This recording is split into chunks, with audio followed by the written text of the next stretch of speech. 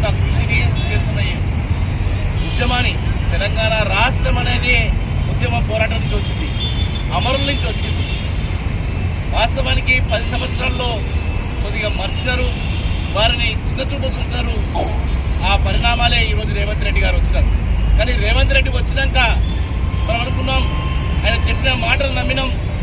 ఉద్యమకారులని, రాష్ట్రం తెచ్చిన కుటుంబాలని, అమరులైన కుటుంబాలకు పూర్తిగా న్యాయం చేస్తా, వాళ్ళు లేదే తెలంగాణ లేదు, తెలంగాణ అంటేనే ఉద్యమకారులు, ఆ చనిపోయిన అమరులు, ఎస్సీ ఎస్టీ బీసీ మైనార్టీ వాళ్ళందరూ ఒక కలయికతోనే తెలంగాణ రాష్ట్రం వచ్చింది, వారందరికీ తగిన న్యాయం చేస్తా అని చెప్పే సందర్భాలు ఉన్నాయి.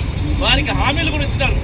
ప్రధానంగా వారినే ముందుగా తెలంగాణ రాష్ట్రం వచ్చినాక 10 సంవత్సరాల నిర్లక్ష్యం వల్లనే మీరు ఇబ్బందులు పడ్డారు.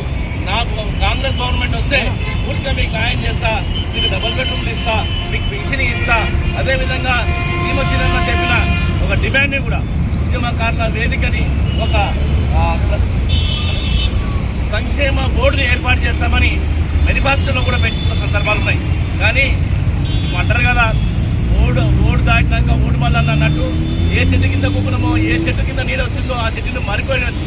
అదేవిధంగా ఉద్యమకారులని మళ్ళొకసారి మోసం చేసే విధంగా రేవంత్ రెడ్డి గారు చేస్తున్నారేమని మాకు భయం పుట్టింది.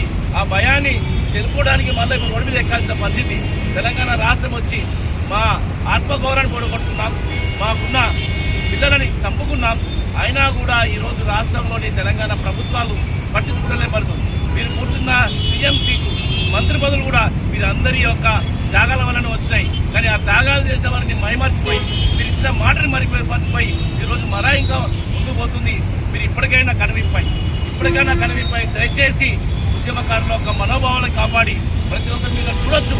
వారందరూ కూడా ఎన్నో కోల్పోయినారు, ఉద్యోగాలు కోల్పోయినారు, వారి యొక్క పిల్లలను కూడా కోల్పోయిన వాళ్ళు ఉద్యమకారులు ఉన్నాం. మీద మా భవిష్యత్తును కోల్పోయి తెలంగాణ రాష్ట్రం గురించి త్యాగాలు చేసిన వాళ్ళం.